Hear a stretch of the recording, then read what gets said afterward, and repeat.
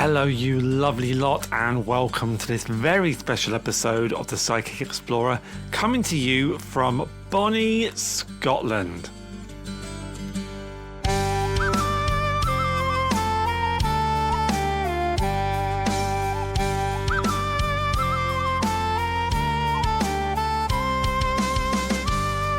Yes, regular listeners may have noticed that this episode is going out a week later than scheduled. If I'm honest, I was so busy preparing the October episodes, which I know you are going to love. They are fantastic. I'm so looking forward to sharing those with you. But in order to prepare for those, I almost completely forgot to record a solo episode to go out while I was on holiday. And I got myself in a 2-a, and I thought, oh, should I do it? Should I do it? Or should I just let things be natural? I thought, no, Matt, let things be natural. And actually, this goes to the theme of today's episode, and that is being disconnected. I have felt quite disconnected to almost all things spiritual, which I suppose I shouldn't really admit if I'm putting a podcast out about being spiritual and mediumship and all that sorts of stuff that goes with it. But this is an honest podcast, and these things ebb and flow. So we took a week off and we went to Scotland, and I took my microphone with me. This episode is not just a self-indulgent travel diary, I promise you. There is a purpose behind it. As I said, this episode is all about disconnection. It's about what happens when we step away from our routine, when we literally disconnect from our lives and listen to the voice within.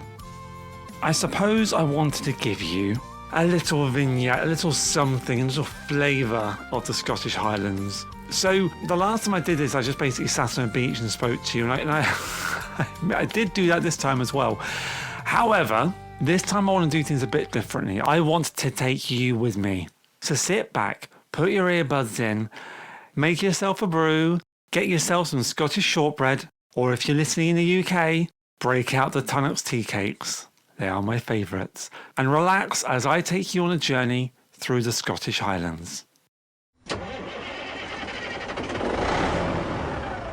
So we have just picked up the van that I borrowed from my dad. He bought a camper van a few years ago, and he's been saying for a while, why don't you boys go and take it somewhere? So finally we have planned to go to Scotland, and we are so looking forward to it.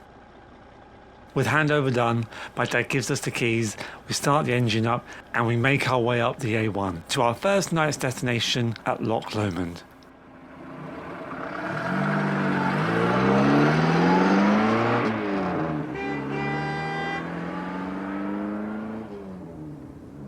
The drive up there is about 460 miles, that's about 740 kilometres.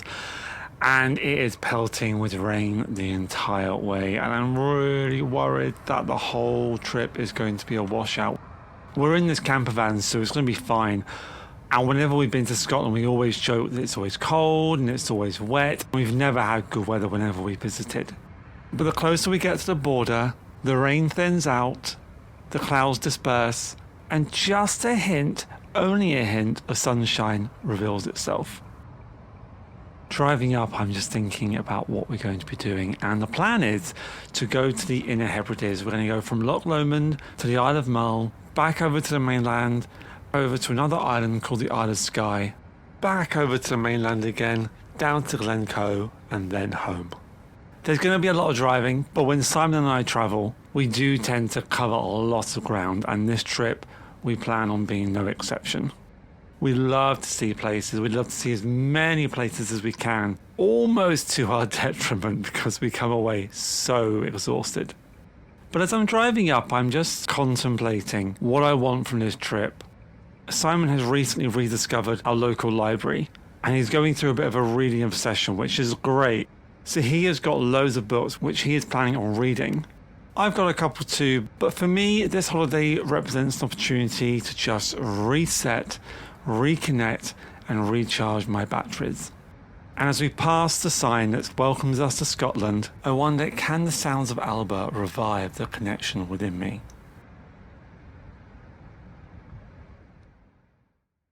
After about 10 hours driving, we finally arrive at the gateway of the Scottish Highlands, Loch Lomond.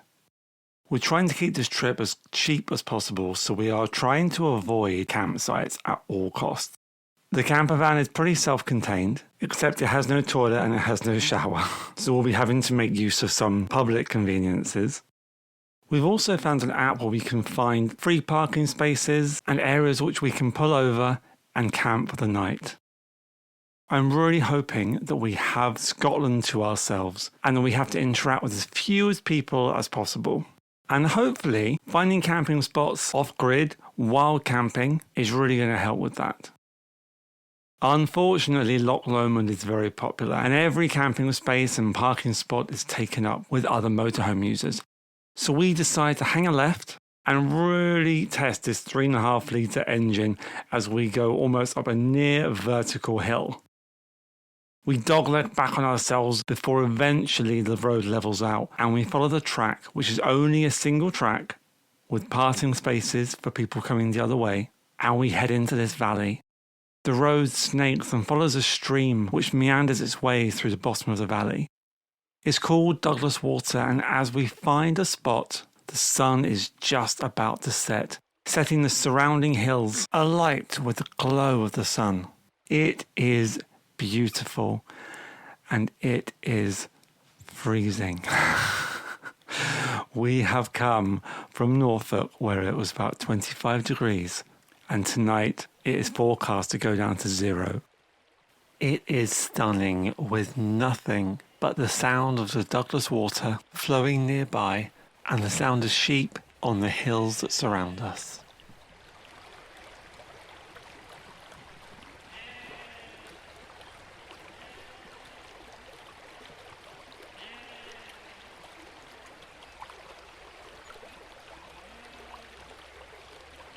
What an incredible landscape to disconnect in.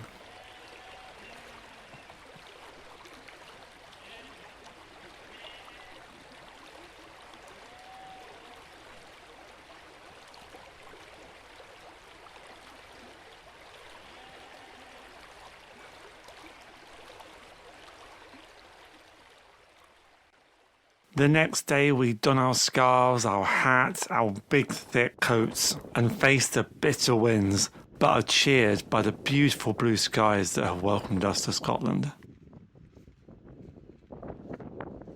Our bus follows the track as it goes up and down the small hills, the engine straining slightly as it goes uphill,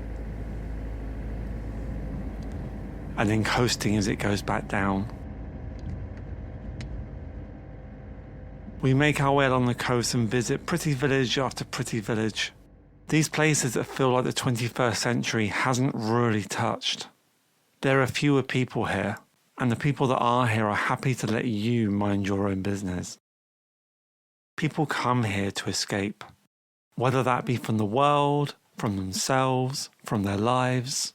Scotland is a natural beacon for people who want to find raw, wild nature, to plug themselves into that landscape and recharge. We're driving in our van and we're watching Scotland pass us by. We are watching loch after loch pass by our windows, mountain after mountain soar above us. This place has a raw, majestic beauty. And little do I know it, for us, Scotland has just got started. It's amazing how quickly you adapt. We've only been on the road for 24 hours and wild camp for one night, but already we are used to our own isolation. And when we pull into Oban, a small port town, suddenly we're reminded that there are other people here, there are other tourists on the same trail. It's a Sunday, but the shops are all busy, the restaurants are all full. Everyone is busying themselves. Ferries are coming and going. A young boy stands on the promenade, playing his bagpipes to the tourists who walk past, throwing pound coins into his open bag on the floor.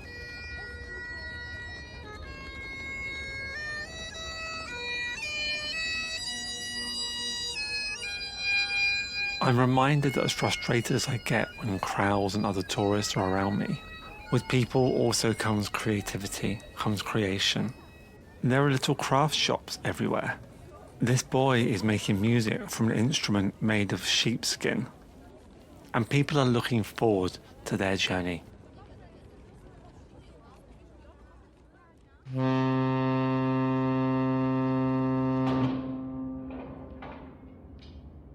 And onwards with ours. The Isle of Mull is calling. It is just over the water, and we are about to board our first ferry of the trip. May I have your attention, please, gentlemen? Welcome on board this Caledonian victory bliss. Ferries crisscross this part of Scotland. It's quite phenomenal just how many ferry crossings there are. But everyone is always full. People are on the go. People are moving. People have people to see. And it's heartening to think that when you look at this corner of the world, one might think that it's empty, vacant. But even here, connections are being forged and maintained with other human beings. We drive onto the ferry and we prepare to set sail for our hour-long voyage to our next destination, the Isle of Mull.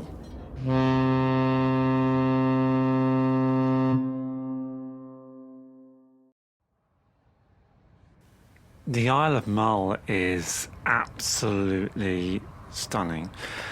It's stark, it's daunting, it is majestic. I know I've used that word already, but there's no other word for it. On this first morning in Mull, there's a slight drizzle, but it's nothing to worry about. In fact, the moisture gives the landscape this shiny, glowing effect. The grass is green. The mountains are covered in this orange bracken. And when the clouds do clear, the sky behind them is bright blue. The occasional tree, the occasional shrub litters the hillsides with rocks strewn from the previous ice age. Dry stone walls line some of the roads, and when the road takes you through little woodland areas, the grey of the walls is overcome by a deep green moss which has enveloped the wall, almost as if saying, no, this wall is too hard. We've got to soften it up with this thick green carpet. It is such an incredible landscape that honestly, the photos I take just do not do it justice. Everywhere you look, hills and mountains plunge into silver and blue and grey water as calm as a mill pond. Small fishing boats bob here and there, and very suddenly the roads that we are used to disappear, replaced by single track roads with passing places. Now it takes quite a while to get used to this, because as you're going along, people behind you will be wanting to overtake, so you have to pull over and let them pass. There'll be people coming the opposite way, and you have to work out if you're going to pull over or if they're going to pull over. And of course, every time you do, it is Scottish driving courtesy to wave a hand at the driver to say thank you for allowing you to pass. Now, if I was in my regular car, it wouldn't be a problem, but I am in a 3.5-ton van with very stiff gears, heavy steering, and quite spongy brakes. And every time I come to one of these passing places that I have to stop at, I have to throw the gear stick into first, and the engine roars into action as I try and pull away.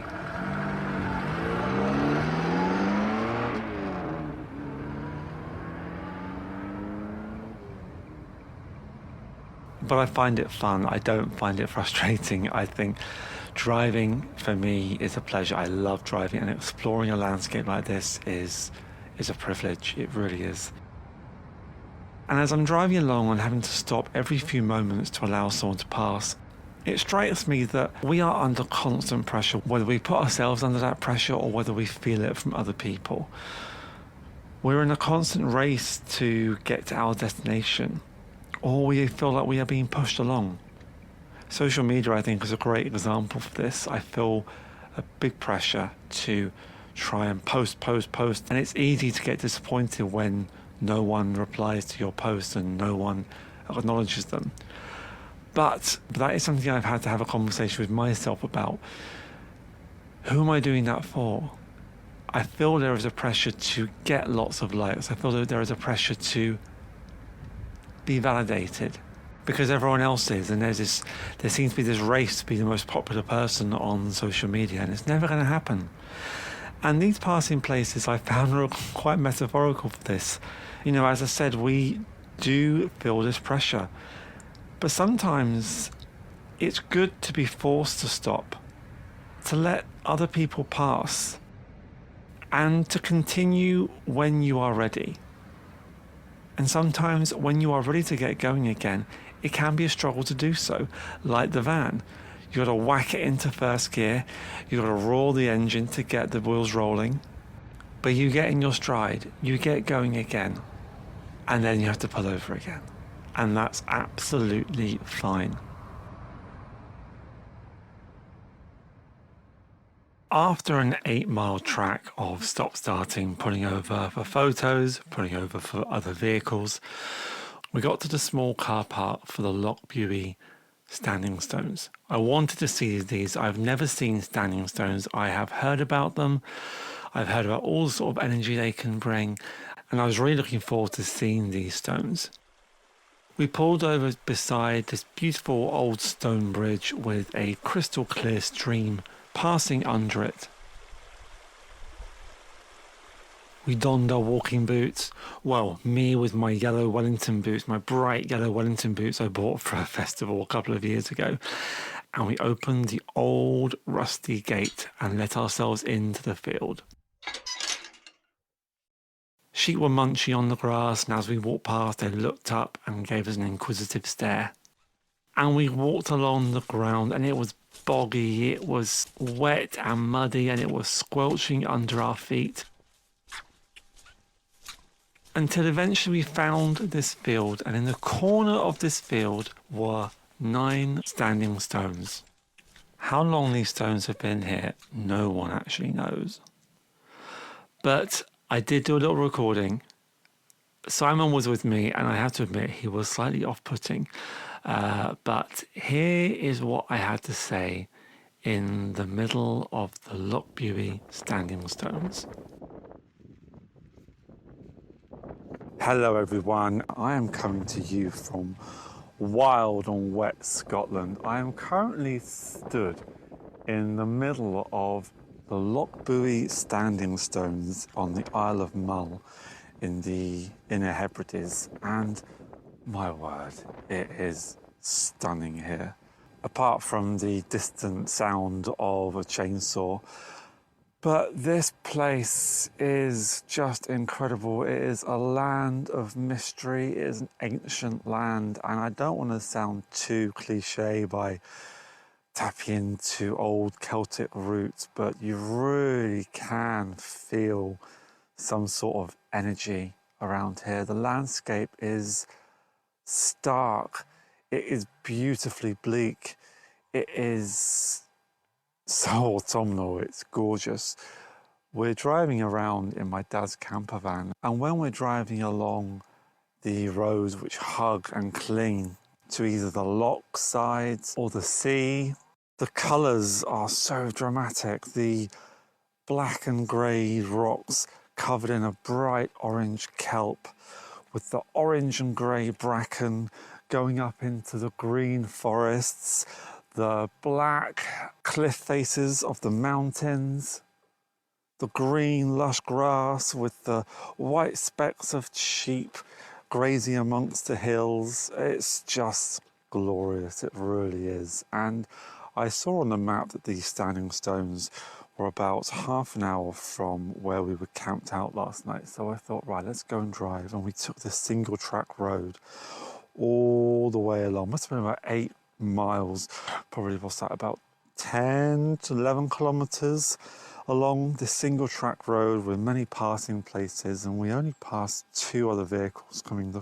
other way, and we are the only people in this landscape. Simon is behind me, making himself very aware that he is bored and making me feel somewhat self-conscious. He's just putting a ridiculous face at me. Making it very, very difficult for me to even contain my thoughts or to string a sentence together. You know what? I'm very aware that this podcast can sometimes feel like it's just a stream of my consciousness. There's not a lot of structure. There's not a lot of continuity even. But I've really needed this holiday. This year's been, it's been one of ups and downs. But I've needed to get away. And I really want to relate this to mediumship, spirituality, because I feel there is this, I don't know if it's a pressure or if it's just an expectation that if you consider yourself a spiritual person, you have to be in that vibe 24/7. And that is just not the reality. Life gets very lifey at times. Bills need to be paid. Partners need your attention. Friends have crises which you need to be there for, to support them. And I guess as we move into autumn, which for me is my favourite time of year, and for me also is a time of year I've noticed where my spirituality and my connection starts to ramp up. And maybe that's because daylight hours are fading, so therefore my day job, I'm not working as many hours as I am in the summer. So therefore I have more time to practice. But I guess the purpose of this podcast is to talk about the realities of mediumship, the realities of psychic work and spirituality. And they do ebb and flow. So I guess I just want to impart onto you, my dear, dear listener, that actually, if you are feeling a bit in a rut, if you are feeling like you should be doing more, but you're not doing enough of it, then don't worry, that's life. We are here to experience, we are here to have a lifey life. And as I stand and walk around these standing stones, which have been here for thousands of years, and honestly, you wouldn't know they were here. They're just in a random field in a beautiful landscape. I am overusing that word beautiful quite a bit this trip. My other half is telling me off using it far too much. But these things have been here what feels like forever.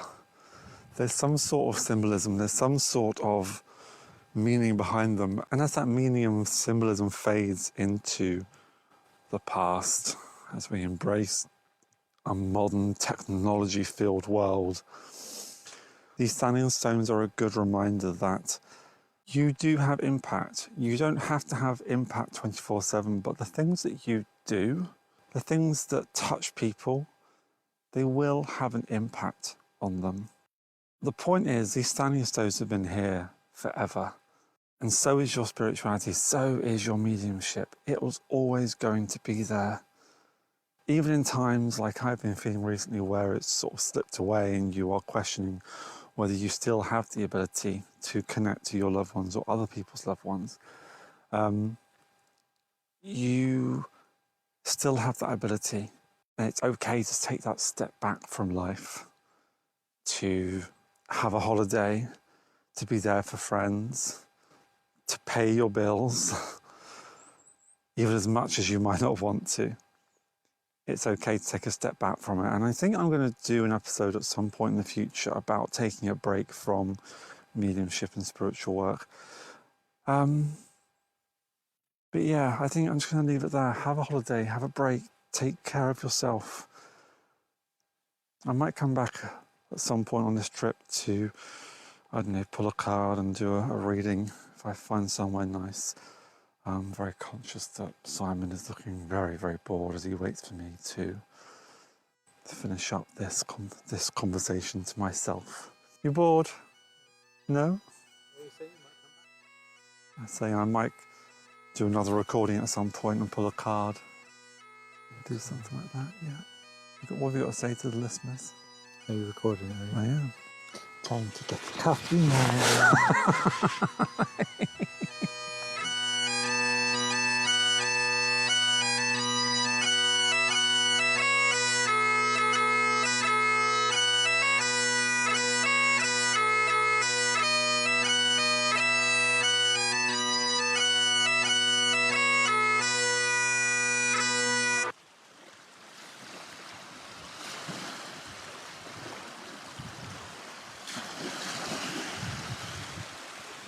So we've taken a little trip to the Isle of Iona, Isle of Iona or just Iona, but there's a very old nunnery here, just a few smattering of houses, and we've walked up through the island, through really green pastures where there are sheep grazing, to the rocky beach at the northern end, and it is pure white sand, beautiful turquoise blue water. It's crystal clear.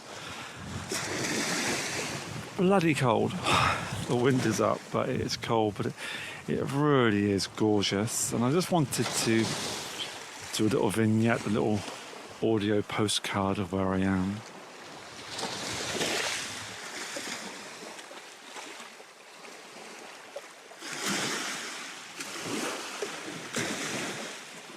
Just a little thing to anyone just a little note to anyone who comes to Iona. Make sure you eat first. We were planning on eating here, but of the 4 cafes and restaurants, 3 of them are closed, and one of them is like an old people's home. Didn't really appeal to us, so we are struggling to find anywhere to eat. So we've not eaten since breakfast. And I don't know why I'm telling you this, but I suppose the point is if I'm going to relate it back to spirituality, look after yourself. If you don't look after yourself, you can't do your job, you can't be the best you want to be. So by all means, come away, enjoy yourself, but look after yourself at the same time.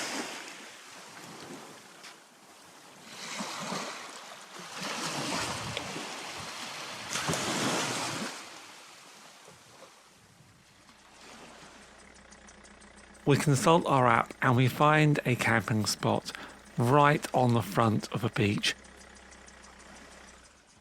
When we arrive, we have more or less the entire beach to ourselves. There are 4 other campers parked up, well away from one another, giving us the space and isolation that we are craving. The side door of our camper van is flung open and we are just stunned by the view before us. The kelp-strewn beach slips into the crystal clear water, and beyond there are islands and cliff faces, and the sun is making the clouds above us dance to oranges and reds. It is just gorgeous. Simon decides to break out his book, and it's not long before he's fallen asleep. So I take myself off to do another recording on Ushkin Beach. It is not quite 9 o'clock yet, 9:15 at night. And I've got my bobble hat on, I've got my Wellington boots, I've got a very thick coat, and I've got my scarf on because it is freezing.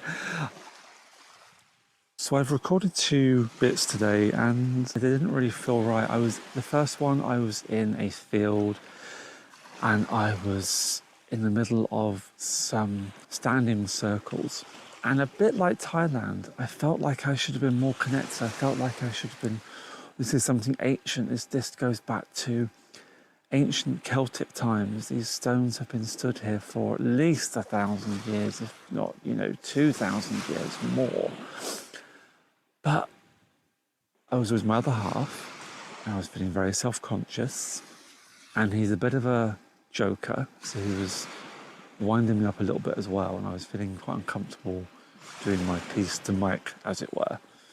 Then I found myself on top of this mountain, and we pulled the camper van over, and the valley floor just opened up in front of us. Two peaks, one to the left of us, one to the right of us, and below us, this valley, there were three interconnected locks, these bodies of water which stretched out, and it was stunning. It was just so beautiful. The colour of the heather as it went up the mountain, the purple which turned into the brown and the gold bracken, and then finally the gold grass.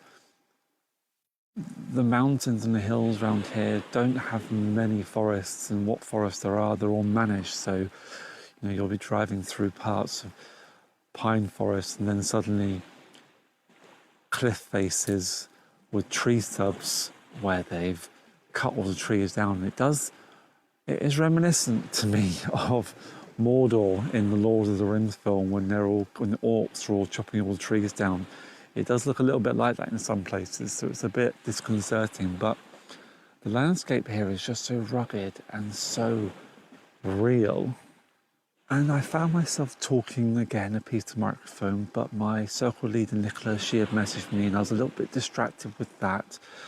I really didn't know what my message was trying to be in this episode, so I thought just do it later on.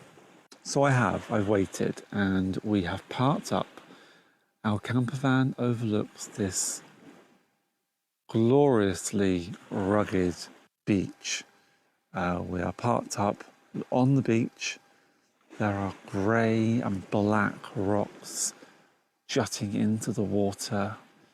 They are covered in not only orange and yellow seaweed, but bright purple seaweed too. I never knew the stuff existed until I saw it floating around today. And Simon's in the camper van, fallen asleep already, but I'm happy to have him sleep in the van while I come out here and just compose my thoughts. So what are my thoughts? There seems to be a pressure, and if not a pressure, then certainly an expectation that if you step onto this road of spirituality, mediumship, psychic work, then that needs to be what you are, that needs to be everything that you embody. And I know there's one person out there who listens to this, and I hope she takes note of this, or at least knows that I hear her, and I feel her pain sometimes with this, because it does feel like you have to balance this with the needs of everyone else around you.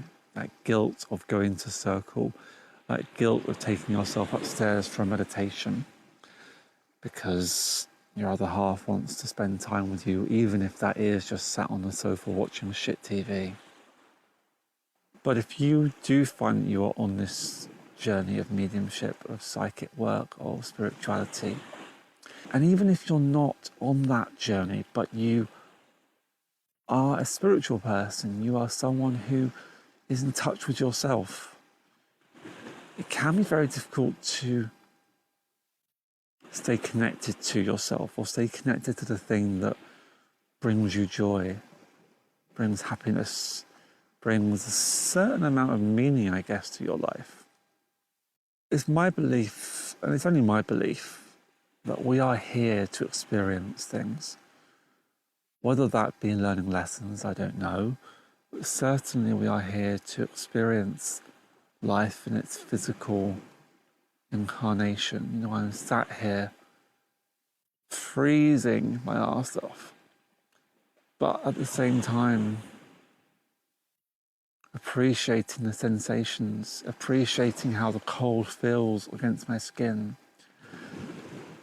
how the smell of the seawater smells, the sound of it lapping against the rocks, the gratitude for the opportunity to be able to be here. These other things, no, I'll rephrase that. This sort of thing is the reason I am here, is to experience things. If I can help people along the way, then I absolutely will. And, I make it a real part of my being to try and help people and to be there for people. But this incarnation, this time round of me being here on this physical plane, is to experience things, and I'm doing these things, but sometimes that comes at the cost of my spiritual connection. And I feel that's okay. I'm not in this to make a career for myself. I'm not in this to necessarily make a name for myself. I want to be good at my mediumship. I want to be able to be accurate. But my expectation is not to make a lot of money on this. My expectation is not to be well known. My expectation is not to be famous or anything like that. My expectation is to be accurate and to help heal the people that I come in contact with. And sometimes I need to remind myself that. Sometimes I need to take time away from my everyday life to borrow a camper van, to run away to Scotland, to sit on a freezing cold beach at the end of September, to realise that it doesn't need to be spiritual, because just in doing this, that is spiritual enough. I hope that makes some sort of sense to you, and I hope on some level that helps you. I don't know. I can only put out there what I feel in this time. So, I'm going to leave it there. If I can, I normally get up early. We're in a camper van, so I'm freezing my tits off, and also we are woken by the sunrise, which is glorious. So I'll get up tomorrow morning and I will try and do a pull a card and see what I feel with that. Time for bed for me. Lots of love. Until tomorrow.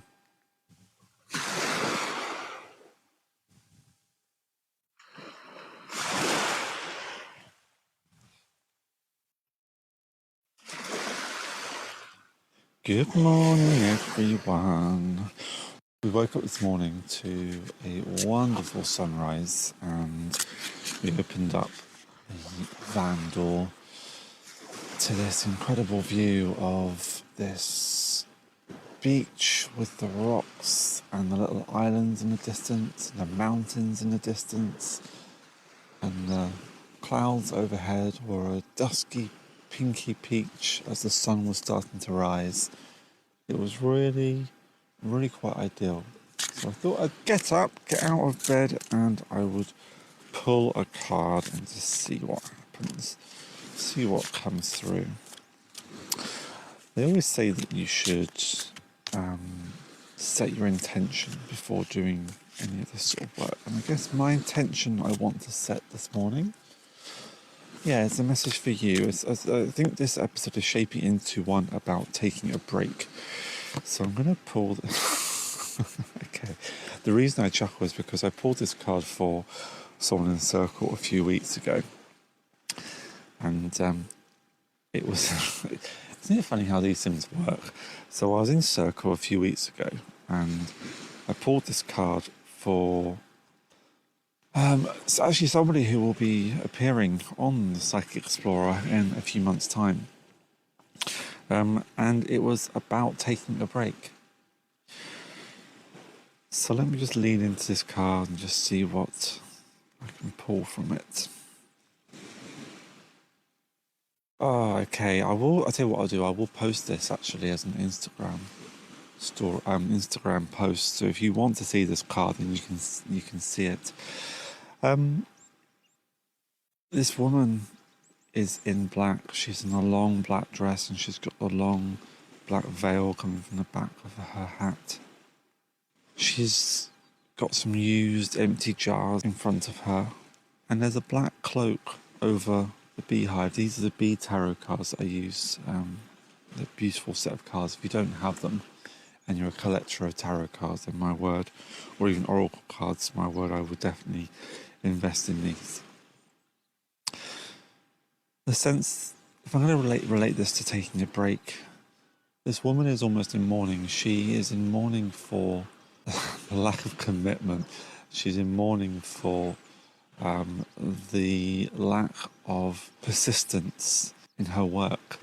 The place that she gets her power from has been sheathed in a black cloth, and she's concerned that she's not getting the most out of her source. She's not getting the most out of her power. These used jars at the bottom of her feet, she sees these as energy spent.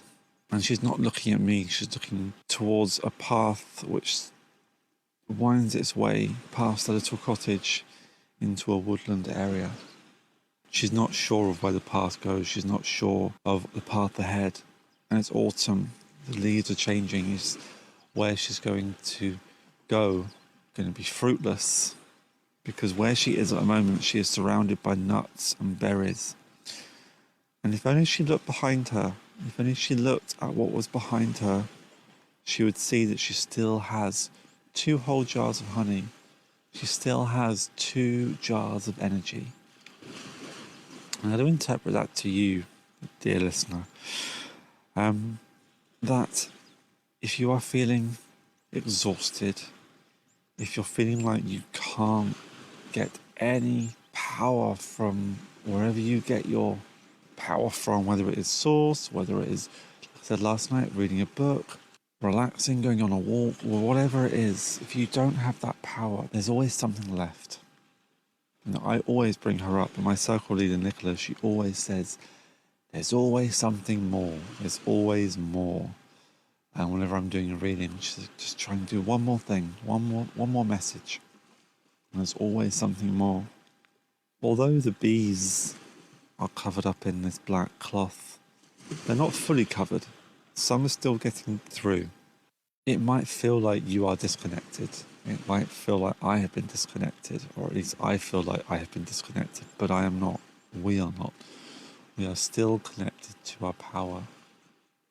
It might feel really comfortable just to stay put where you are, because where you are is somewhere which is fruitful, which is comfortable, familiar. You know, you have your resources, you have your home in front of you, you have your food around you, you have water.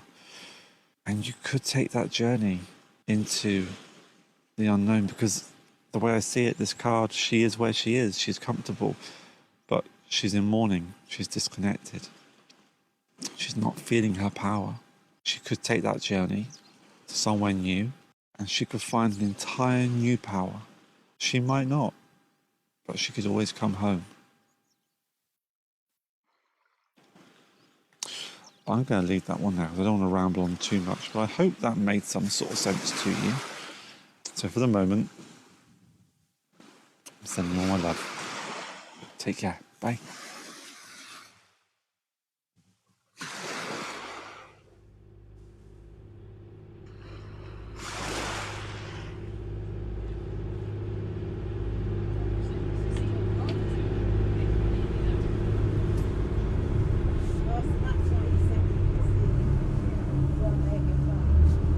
We decided to take a little day trip to an island called Staffa Island, named by the Vikings because of the unique rock formations which looked like big rods, hexagonal rods, staffs as they would call them.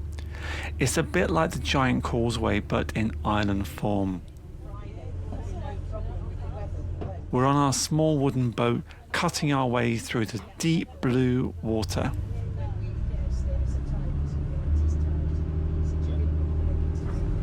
Our tour guide, who is not only informative but really friendly too, gives us plenty of information on the way so that we can make sense of what we are seeing. And then it's just a short walk along to Fingal's Cave itself.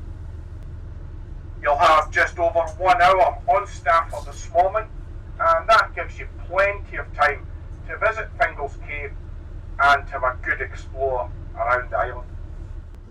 Well, looking across there on the left-hand side, or the port side of the boat, is the island of Iona. And Iona's 3 miles long by 1.5 miles I love wide. this sort of stuff. I love facts and figures. So any time where anyone can give me new information, I am all ears. So I am loving this tour guide. Doubles throughout the summer. We have 9 children in our small primary school on the island. He pilots us to this island which just lifts out of the ocean. It is something prehistoric. In the summer there are puffins which make their nest here, but we are too late to see them.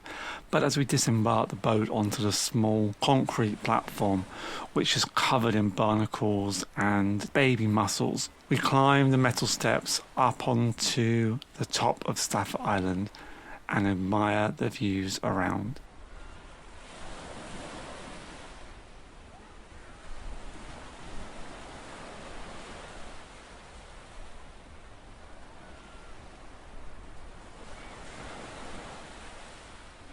It's blustery, it's a bit chilly, but it is majestic, and we just take time at the top to admire our surroundings.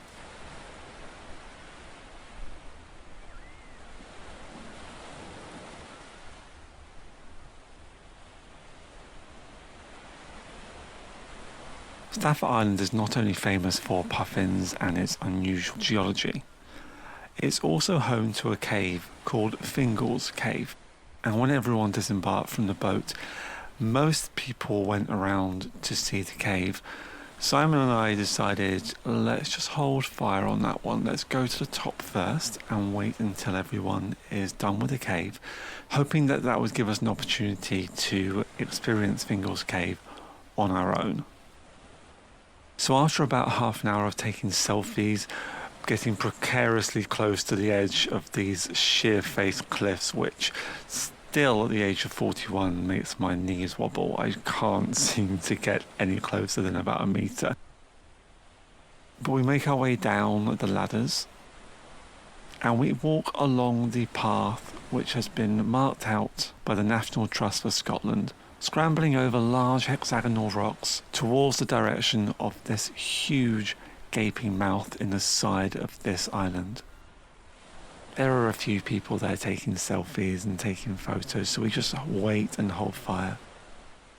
And after about 5-10 minutes of admiring the views, of admiring the calmness of the sea, and imagining how different this place must look in the middle of winter, when the winter storms are rushing in off of the Atlantic, causing huge white frothy waves crashing up against the unique rock structures that define this tiny speck of land. I step in and straight away I notice the acoustics change.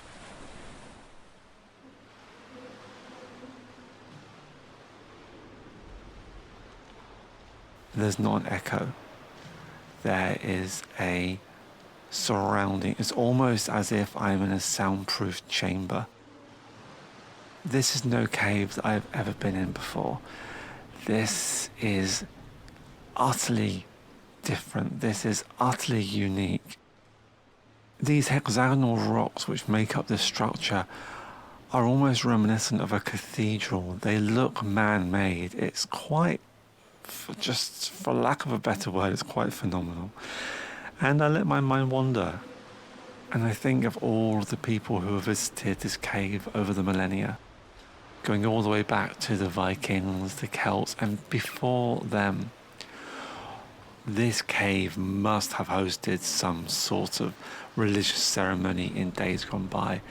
It is just begging for offerings to be made. I can envision candles set alongside the path to an altar in the far recesses of this cave. I take a moment and just sit there and just imagine and try and connect to whatever there was in the past.